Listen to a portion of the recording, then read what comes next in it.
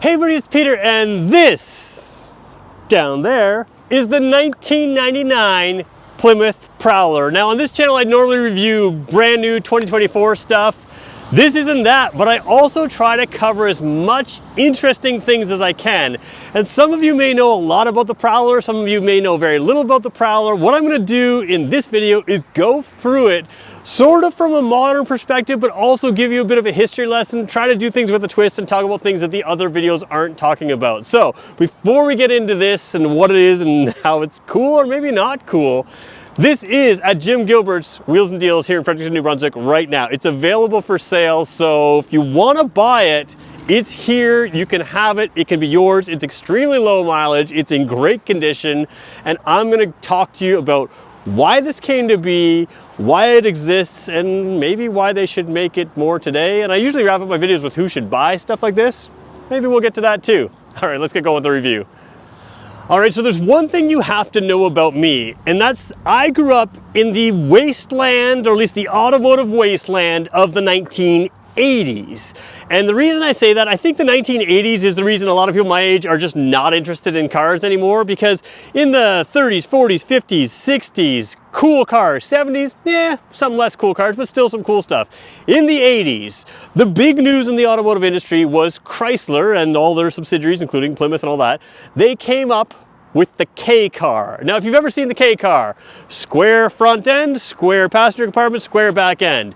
It saved the company that was in trouble. It was in financial trouble, and the K car saved them. It became something that sold really well. It was practical, it fit a lot of people's needs, and it sold a ton of them, and literally saved the company. And what happens when that happens in the auto industry? As soon as you find a success somewhere, everybody copies it. So everybody made boring box cars, a square front end, a square passenger compartment, a square rear end. It was boring, but then Chrysler took it one step further. They created, on the K car platform, the very first, which isn't technically the very first, but still they called it the very first, minivan. Minivan, also incredibly practical. Every family I knew had a minivan, except for my family for some reason. I don't know. Anyways, the minivan, incredibly practical, incredibly successful. It was as defining then as an SUV is now. The minivan was just what everybody bought. It made Chrysler extremely successful. And Chrysler became successful, had money in their pockets, everything was going great, so they created the Dodge Viper. First as a concept car, people loved it, then they brought it out. In theory, it was a Corvette competitor. Now it was much more raw, much less tame than a Corvette, much more, you know, just a different car, and again, limited quantities. So we thought, okay, halo car, that's what they do. So the idea with a halo car, especially in the 1980s-ish, 90s-ish, is you bring that car into your showroom, everybody has, you know, brand loyalty back then especially, and you can sit there and drive away in your minivan and be like, my brand is the one that came up with the Dodge Viper. And then, in 1993, Plymouth, Chrysler, but Plymouth at the time, came out with this as a concept car. So they show this, essentially very similar, as a concept car, and everybody thought, wow, that's super cool. And a couple crazy executives within that Chrysler, you know, conglomerate of companies said, let's build it. They basically let their designers go loose and created something that was like a hot rod, or wanted it to look like a hot rod. And the crazy thing is, I don't think anybody truly expected them to actually build it, but they did, and that's how we got this. And again, today you look at this and go, wow, cool looking car, we've seen other cars like it, but you have to remember, this was a brand new car from a company that for a decade plus had been either almost bankrupt or making boring cars, and then this came out. Let's talk more about it. So in order to make this car, you have to remember that it used to be dealerships were like, you know, Chrysler, Dodge, and then it was Plymouth and like maybe Eagle or something like that, but they were often different dealers in the same town. So the Dodge dealer got the Dodge stuff, and the Plymouth dealer didn't have a halo car. So this was going to go to the Plymouth dealers. Again, different dealers. That's why a lot of time nowadays there's still 2 Chrysler dealers in town, sometimes 2 GM dealers in town, 2 Ford dealers in town. It used to be Ford, or it used to be Mercury, Lincoln, and then Ford. It used to be, you know, 3 brands of GM, 3 other brands of GM. Same sort of thing went on with Chrysler. So this was to go to the Plymouth dealers as their halo car, their car that could drive people to the showroom, and you'd leave with a Plymouth neon or something like that. Anyways, this car had to parts share in order to come into existence. Now you look at this car and you go, how does it part share? But really what it did is it took the standard 3.5 liter V6 that they had in their regular passenger vehicles, and at the time they had this cab forward design. And the idea with a cab forward is the K cars had sort of upright windshields, and then Dodge created a new design where they did the cab forward design. It brought the base of the windshield out and gave you more interior space. So this kind of had that kind of cab forward look to it. It was a piece of their history that they could blend into this. Nothing else looks the same, but under the hood, 3.5 liter V6 transmission. It is a 4-speed automatic, and it had an auto shifting kind of thing. And the idea was you could come sit in this in the showroom and say, hey, that engine and the same transmission, even with the automatic shifting, is actually in your standard sedan, which sedans still sold back then, or even your minivan. Minivans were super popular. So a lot of what's underneath here is actually shared, but some of it's not. Let's go to the front. Taking a look at the front of this car, you can see they achieved that 1930s, 40s kind of front end here. And this is what we all thought would be impossible, because how would you do that? Well, what they did is they put these kind of bumpers on here. And in the future, you would see the PT Cruiser come out with a similar kind of look. But these bumpers were put on for safety regulations. So technically, these bumpers were legal. They had to absorb 5 or 8 km/h impacts, and you had to do those kind of things, had to cover in front of the front wheels just like a Jeep. So technically, these were the bare minimum of bumpers you had to do to meet the letter of the law, and the rest was pure styling. And the car is so angled forward that even the headlights have to pop out from the angle of the car in order to have that sort of forward-facing thing. Now you've got some pretty good headlights at the time, had projector beam style headlights at the time, so it had a modern look for sure in there with this retro style front end that really had a nice slope to it. And then again, you set the wheels out. Nobody did this. Nobody does it now. Nobody did it then. This was super crazy, especially when you didn't have a concept that this car could be real. So what this does is, in theory, places the weight centralized, and you should have something that handles well. The other thing they did is they designed the engine. You'll see when we take a look at the dimensions of the car, you sit way far back in this, but this has about a 50-50 weight distribution. So in theory, narrow car, wheels to the outside, 50-50 weight distribution, this thing should be great handling, and it should have pretty good power. But it's more of a cruiser. To get the look right on this car, you had the fenders that were separately mounted to the wheels here, but you also had something that was very uncommon. 225 45 R17 tires. The front wheels were smaller than the 20-inch massive rears, but 17 was already a big wheel back then, and 45 series tires, which means that 45% of the tires width is in the sidewall. That was also unheard of. These were extremely low profile tires, so you had that sporty look. But let's move to the back where things got even crazier. Taking a look at the rear wheel here and all the things that surround it, the rear wheel is a 20-inch diameter wheel. Absolutely unheard of in the 90s, and still a 45 series tire, I believe. Is it 40 or 45? There we go, 40. So P295. It's about a foot wide. 40 series, so 40% of the tire's width is in the sidewall, 20-inch rim. This was an absolutely massive tire at the time, massive wheel. It was cartoonish, it was Hot Wheels-ish, and people absolutely loved it. And then there's some practical details. With the wheel set up front, it had that extra little bit of protection on the wheel, but you had to protect the side here. Didn't want to chip the paint. You had a little extra fender down here for legal reasons, the bumper back there. Very cool design here.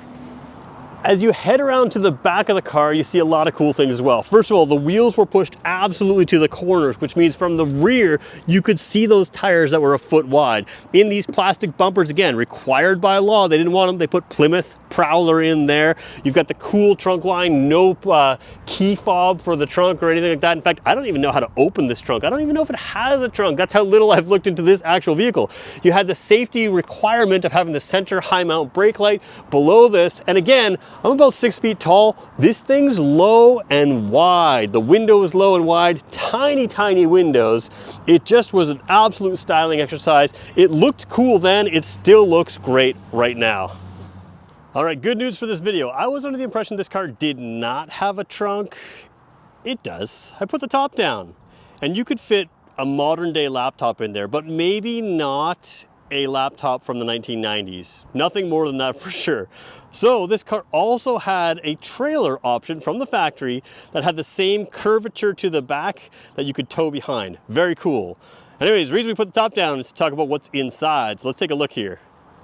So the rumor is that the original design request was to make this a coupe. Now, I can tell you that I'm personally happy they made it a convertible. First of all, I love convertibles, but second of all, when the top is up, it's very low. Even with the seat in the position that it's in, my hair just brushes the top of the convertible top, and it's just hard to see out of. Once you take the top down, it's a whole different animal. Let's show you inside. So as we approach the car, there's a couple things I just kind of want to show you here. Like I mentioned, because this wheel is out and there's a design there, that is actually out from the car. So I don't know if you can kind of see, this is almost not level, but it's certainly a long ways out. And this door does not open any wider than right there. Kind of the first notch in your average car, that's why it opens. It makes it a little tight. And then you can see the seat is the same height here as the wall, which means it's a drop down. You are sitting in this car on the way down. So we're gonna go wide angle for a second as we jump in here. Let's do that. So I'm coming a long ways down, and what you see here is a whole lot of 1990s Chrysler glory. First of all, the tiny little visors, when they're in their lowest position, they block the entire windshield. The entire windshield is tiny from the viewpoint of the driver. So again, I'm still in the wide angle area here, and you start to see a lot of things that were very Chrysler of the time. Remember, airbags were standard. How this car passed front crash standard safeties, I have no idea. It probably won't pass anything currently. Oh, it definitely won't pass because it doesn't have the stability control and all the electronic controls. But what you have in here is, again, a continuation of that retro look with what were modern gauges of the time. You would see these in their current sedans, but they're placed in this body-colored plastic kind of panel, which made it pretty cool. You've got a little tack on here, and then you've got some dated stuff. This is how we used to turn headlights on, kids, and this is where the hazard light used to be, instead of now being mandated to be in the center of the vehicle somewhere. Back then, you had to reach through the wheel when you had an emergency. You've got your standard mirror adjustments there. The mirrors are on a little bit of a wing, which is kind of nice because they can see over the shoulder of the car, so you can kind of see that there. Again, we'll zoom into just sort of the regular view there. Very, very high sills here. We'll show you that in a second here. Standard plasticky type pieces here. The armrest is too low for me to use, but it is there to give you the auto down and up window, but it's only on the driver's side. In a convertible, it should really be both windows, but it's not. That's not what we did in the 90s. Door lock switch is right there. The other thing that's not so modern is, back then we had trouble making small airbags, so you had bigger airbags with bigger wheels. The wheel feels a little bigger than it needs to be for a retro, and probably a smaller wheel would be standard if they ever did this car today, which of course they'll never do this car today. And then you got the best of the best as far as stereo systems go. You had a full equalizer here. Bass, bass, mid, treble, treble, right? You had lots of adjustment there. Let's just zoom in properly there. So you could adjust everything. Of course, buttons were the only way to adjust things. You had a tape deck, so you could listen to your nice clear music off your tape deck, and then you could change where your speakers were. This is your fade and balance, so you could bring the speakers forward or rear, right and left. That's how things worked. Just remember to rewind that tape to get back to your favorite song. Down here, you've got your typical Chrysler controls here, and that was part of the charm of this car, is Chrysler was impressed with what they were doing. They knew this was part spin, but they didn't want to make it too different from what you could buy in your own car. You could get this stereo in your car. You could get this climate control in your car. You could get gauges that looked like this in your car. And that was Chrysler's thing. The other thing you could get was an automatic transmission. Enthusiasts were upset about this. It had a 4-speed automatic, which was a step up from some of the 3 speeds of the day, but nowhere near the 8 and 10 speeds that we have today. But it had their auto shift or sort of sport shifting technology. I can't remember the name of it, the brand name, but you could put it in drive, then you could drop it down one more, and you could choose out of those 4 gears with like a manual stick. Downshift being, I don't know if you can see there in the shadow, downshift there, upshift that way. So pull it towards you for downshift. And that was a cool thing to have on a car like this. Now let's flip the camera around for 1 second and we'll show you what I look like in here, because it kind of matters. Flipping the camera around, there are a few people in this store that referred to this as a midlife crisis car, and they asked me if I was going to buy this for my midlife crisis. I am not. But I think that's kind of the thing, is the designers and executives at Plymouth were having that midlife crisis of having just practical cars in their lineup and having so much success with their practical cars. And they were passionate car people, not just finance people like a lot of the car companies today. And the passionate car people came out and made something that they were passionate about. Now remember, I'm about 6 feet tall. I'm sitting in this car. The roof comes, and as my hair is pretty long right now, I don't know if you can see, I actually still have some hair on top there, but it just grazes the top when it's up. And you can see the shoulder line here is above my shoulder. So very small greenhouse type area. And we'll show you, I'll put the windows up in just a second here, and you can sort of see where the roof line curves down to meet them. Very small windows, but a very cool seating position here. You got the roll bar, and again, a nice open position compared to the windshield area, which again, if we show you the windshield's small, it's nice to have the space around you. So because we've made it this far, if you're still watching the video, might as well just show you how to put the top up. It's a little complicated. First of all, the owner put a plexiglass piece in here to reduce some buffeting, which can happen in convertibles. That actually makes it a little tougher because you do have to reach a handle back there to release the top. But we're gonna show you here. There's a little yellow button here. Let me just zoom around here to this side. There's a little yellow button right in there. That's where we're gonna tap. And when you tap that, it opens what is, I guess, called the trunk here. Tap that up and the trunk comes up like that. So there's the trunk up. And then you can lift this entire assembly up the convertible top. So you pull it up like this, and it will latch in a second. And then in this in-between position, you can see that back has to fold back down. To release that back piece is how you needed that handle there, but that's fine. So you put this back here, we're gonna slam it into place. Actually, no, we're not gonna slam it into place. First of all, we leave that up, put the trunk down, slam that into place, and then these pieces go into those pieces right there. Slam that down. I should have slammed it a little harder. There we go. So it's now locked in place, tiny little rear window. We're gonna latch the front and we'll show you how much headroom they have with the windows up and with me in there again. All right, here we are. Now, of course, I have to turn the key because that's what you do before push button starts. We're gonna pull the windows up, push them up actually like that. They come up. And you can see there is just a slot of a window here. Again, my whole hand is basically the width, the height of that window. My hair is just brushing. Now, it's not uncomfortable. If I was to hit a bump, I'd go up there. There are little pockets up in here where you could put a little something, or maybe it's a tie down, but you have a little space to put that there. This is a compact feeling car once you're inside. You're very much buried into this car, but it's so cool. So let's wrap up with talking about the controversy that is this car and why we will never, ever see a new manufacturer come out with something like this ever again.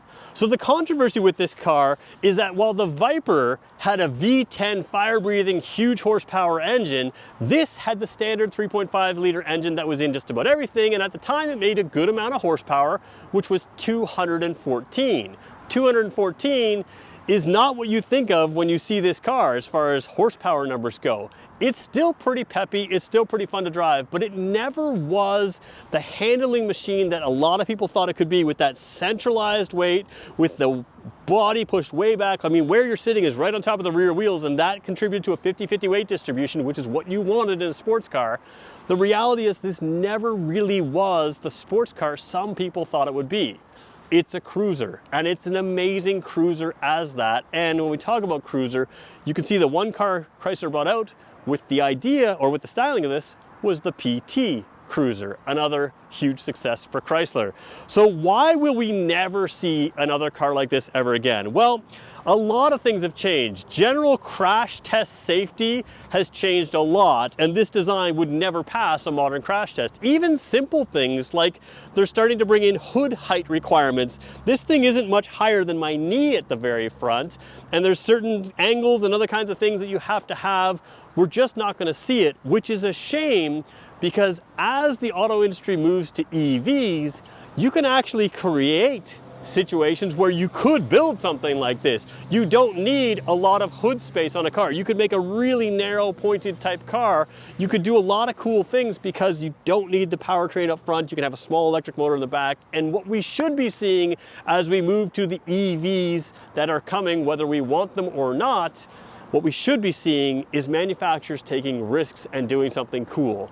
But maybe history will repeat itself. Maybe we'll get all those practical EVs out, just like Chrysler brought the practical K car, the practical minivan, And maybe when they start making some money, somebody will look back and see something like this and go, why aren't we doing something cool? We could. And that's my hope, is that in the future, we're gonna see more cool cars and we don't lose an entire other generation to boring cars. This thing's pretty cool. You can check it out at Wheels and Deals here right now. Give this video a like if you think it's kind of cool. Maybe we'll dive into more sort of deep dives into cars that were cool back in the day and that we can look at now. So again, thanks everybody for watching this far. We'll talk to you in the next one.